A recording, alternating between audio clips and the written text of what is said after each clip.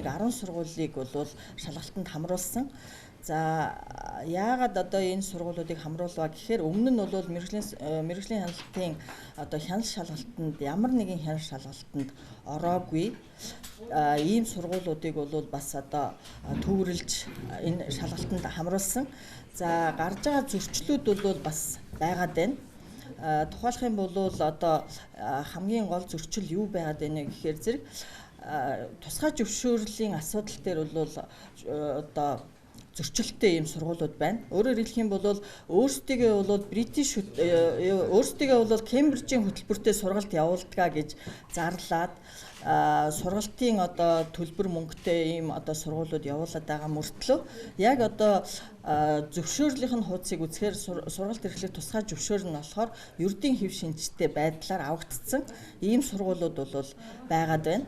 За хоёрдугаарт бол аж ахуйн нэгжийн гэрчилгээ нь бол компани нэр дээр, сургууль нь бол бас өөр нэртэй.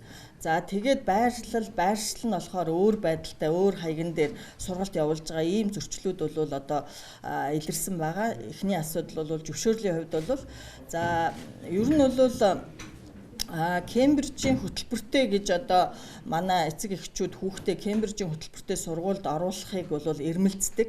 Гэтэл бол Кембрижийн хөтөлбөртэй сургалтыг явуулахдаа франчайзинг маягаар тухайн улсаас нь зөвшөөрөл авсан.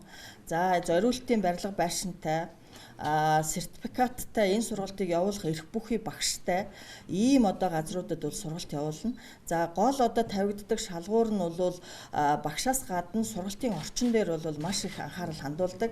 Кабинет лабораториуд бол одоо яг зориултын Кембрижийн хөтөлбөрийг явуулах боломжтой газруудад энэ одоо эрхийг өгсөн байдаг.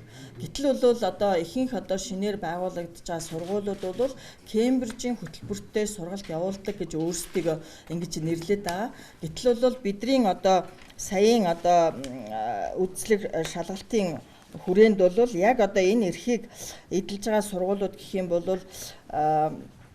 British School, за орчлон сургууль, орхон хасуу сургууль, Улаанбаатар элит гэсэн энэ одоо сургуулиуд бол яг одоо энэ Кембрижийн хөтөлбөрийн эрхтэй байсан.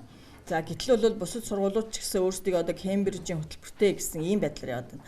За хоёр дахь нэг хэсэг бүлэг нь бол одоо олон улсын хөтөлбөртэй сургалт эрхэлдэгэ гэж хэлээд байгаа. Тэгэхээр олон улсын хөтөлбөртэй сургалтыг хизээ эрхлэх зөвшөөрөл олгох вэ гэхээр зэрэг нэгдүгürt бол энэ зөвшөөрлийг яамнаас одоо өгсөн байх ёстой. За яам өгтөө бол хоёр одоо засгийн газрын хоорондын хэлэлцээрээр за эсвэл одоо тухайн одоо Кембрижийн хөтөлбөртэй адилхан тухайн хөтөлбөрийг одоо авч хэрэгжүүлэх боломж эрхэн нээгдсэн ийм газруудад өгөх ёстой.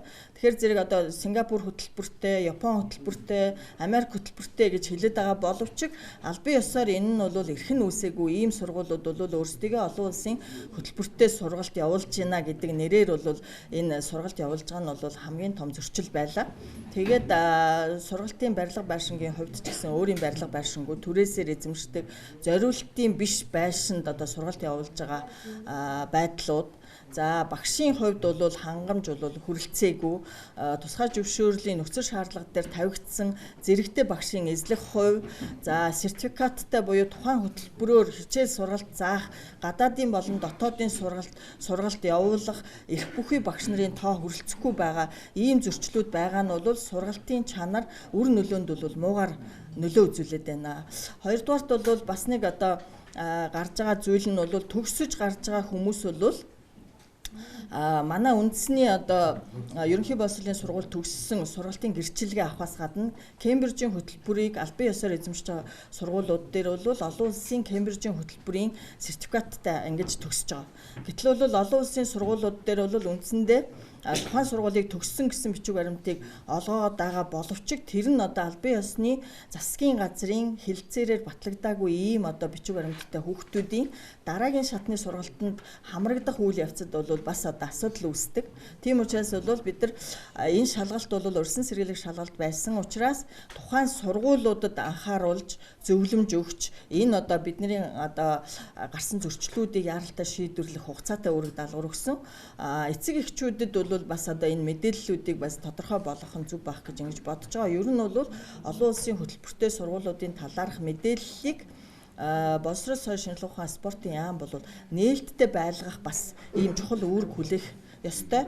За одоогоор бол одоо он болгонд сургалтын жил болгон статистик мэдээлэл гаргадаг манай боловсролын яам.